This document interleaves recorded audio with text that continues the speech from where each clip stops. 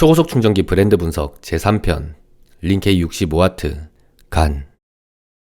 지난 영상에서 앵커 나노2 45W를 통해 지라갈륨 충전기가 일반 충전기보다 작게 제조할 수 있었던 이유에 대해서 알아봤는데요. 이번에는 구독자분께서 알아봐달라고 요청 주셨던 링케이 65W 충전기에 대해서 한번 알아보려고 해요.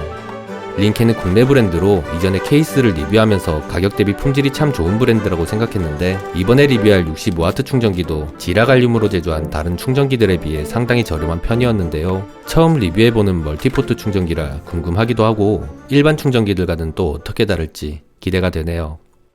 디자인은 삼성 45W 충전기와 비교해보면 상당히 길쭉하게 디자인되어 있는데요. 이전에 리뷰한 앵커 나노2와 비교해보면 같은 지라갈륨 충전기지만 25W 밖에 차이 나지 않는데, 크기에서 상당히 차이가 나는 이유는 아무래도 여러 개의 포트를 넣었기 때문이 아닐까 생각이 되더라고요.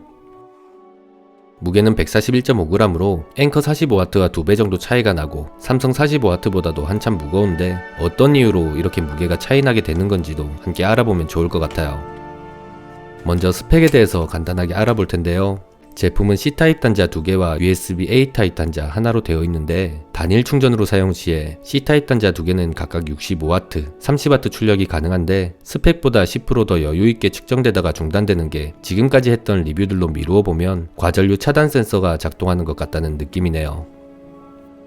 USB-A 타입 포트도 30W까지 가능하다고 하지만 C타입 단자들과 다르게 PD 충전 방식이 아니기 때문에 제가 만든 테스터기로는 정확하게 확인을 하지 못했지만, 스마트폰 충전이 그렇게 빠르지 않은 걸 보면 충전 속도를 고려하면서 사용할 부분은 아닌 듯 하다는 생각이 드네요. 동시에 사용하는 환경에서도 확인해봤는데요. 케이블을 연결하면 최대 65W에서 45W로 속도가 떨어지면서 전원이 분배되는데, 세 포트를 모두 다 사용할 경우에는 1번 단자를 제외하고 나머지는 워치나 이어폰 같은 액세서리를 충전하거나 여유롭게 시간을 두고 충전하는 용도로만 사용해야 할 듯 하더라고요. 테스트하면서 뭔가 불안정하다고 느껴지는 부분이 확인되었는데요. 초고속 충전 로고가 생겼는데 일반 고속 충전으로 바뀌는 모습을 보면 내부에서 충전 정보를 인식하는데 뭔가 혼동이 있는 것 같다는 느낌. 두 번째 단자에서는 충전 중이라는 표시는 나오지만 실제로는 충전이 되지 않고 있었고, 전원 공급이 시작되는 데까지 약 30초가량 소요되는 모습을 보였는데요. 삼성 스마트폰이 아닌 일반적인 충전에서는 따로 딜레이가 되지 않는 걸 보니 삼성 PPS 지원 기기에서만 발생하는 현상으로 보이더라고요.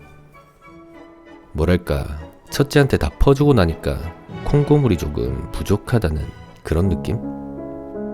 둘째는 서럽다는 건 어쩌면 세상의 이치가 아닐까요? 문득 C타입이 아니라 애플 라이트닝 케이블에서는 다른 점이 있지 않을까 궁금해서 확인해봤는데요. 라이트닝 케이블은 충전하지 않고 케이블만 연결되어 있는 상태에서도 전원이 분배되는 것으로 인식해서 65W 충전은 사용이 불가능해졌습니다. 65W 충전기지만 더 이상 65W 충전기가 아니게 되어버렸네요. 이건 충전을 하지 않을 때 테스터기에 아무런 표시가 나오지 않는 C타입 케이블과는 다르게 연결을 하자마자 미세 전류가 발생하는 라이트닝 케이블의 특성 때문에 발생하는 문제라고 생각되는데요. 이렇게 불편한 케이블을 애플은 왜 고집하고 있는 걸까요? 전기 소리는 65W로 충전되는 상황에서도 거의 들리지 않았습니다. 다음 충전 테스트를 해볼 텐데요. 이전 영상을 촬영하면서 온도 테스터기가 고장나버려서 급한대로 마트에서 판매하는 온도계로 테스트를 진행했었는데, 아무래도 이걸로 계속 테스트하기엔 무리가 있을 것 같아 새로운 친구를 영입했어요. 충전기마다 내부에서 열을 관리하는 구조가 다르다는 걸 확인했었는데, 동시에 4군데까지 온도를 측정할 수 있는 이 온도계를 통해 이제는 얼마나 열이 골고루 퍼지는지도 알아볼 수 있을 듯 해요.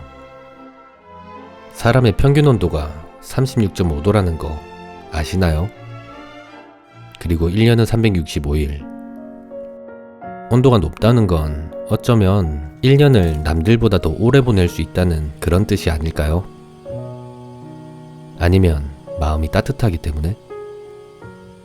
아니면 병원을 쓸데없는 소리 그만하고 먼저 아이폰부터 테스트를 해보면 충전이 되는 모습은 일반 20W PD 충전기와 유사하게 충전되는 모습이었고, 충전관 최고 온도는 45도로 애플 20W 충전기, 앵커 45W 충전기와 비슷한 모습을 보였습니다.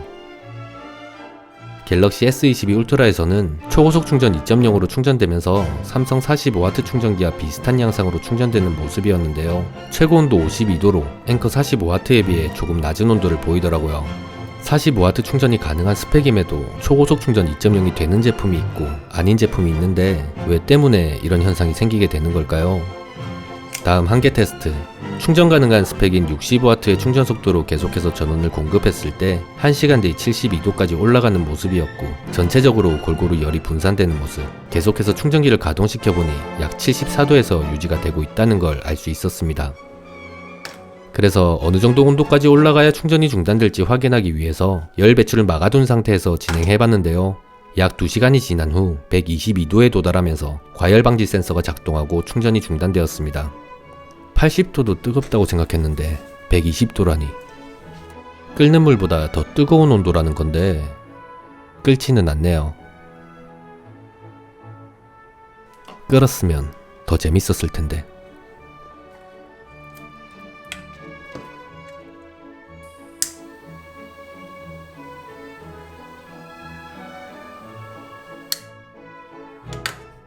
난연성 소재로 되어 있어서 불에 탈 일은 없겠네요. 다음 내구성 테스트. 내구성 테스트는 다양한 방법으로 확인을 하고 있지만 아무리 생각해봐도 진실의 몽키보다 더 좋은 테스트 방법은 없는 것 같아요.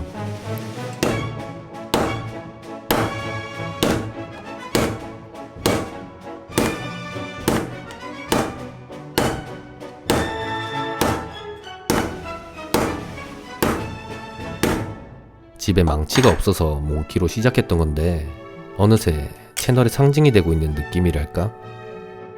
상당히 강하게 내려쳤는데 전혀 이상이 없는 걸 보면 튼튼하게 잘 만들어져 있다는 느낌이 드네요. 마감은 크게 나쁘지 않아 몽키만으로는 분해가 되지 않았고 드라이버와 함께 힘을 합쳐서 분리할 수 있었습니다.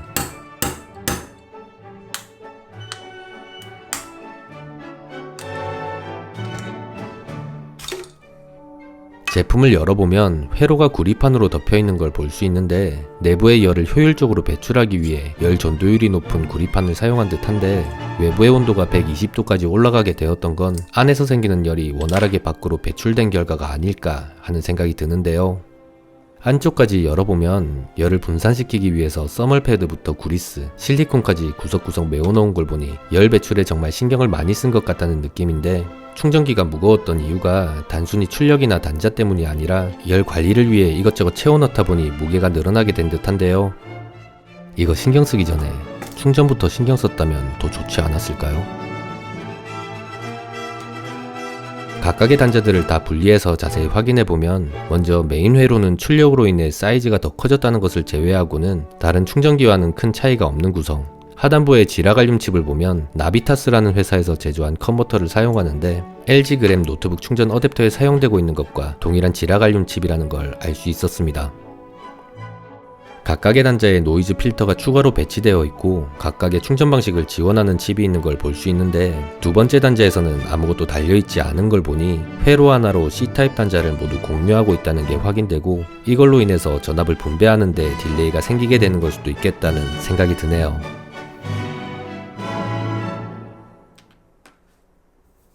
오늘의 결론. 링케 65W 지라갈륨 충전기는 저렴한 가격에서 마감과 발열 관리 등 만듦새가 상당히 괜찮긴 하지만 실제 65W 충전이 가능한 환경은 제한적이라는 점과 실사용할 때 가장 크게 불편함을 느낄 수 있는 케이블 연결 시 다른 포트들도 잠시 충전이 중단되는 부분과 갤럭시 기기에서는 전압을 재분배하는 과정에서 딜레이가 크게 생긴다는 점에서 아쉬운 부분이 많은 제품.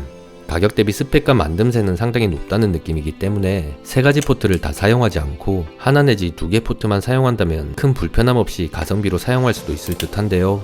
같은 스펙의 다른 충전기들도 한번 알아보면서 비교해보면 좋을 것 같다는 생각이 드네요. 그럼 이번 영상도 많은 분들에게 도움이 되었기를 바라며 여러분과 함께 리뷰하며 배워가는 성장형 유튜버 궁금하기는 오늘 영상 여기서 마치도록 하겠습니다.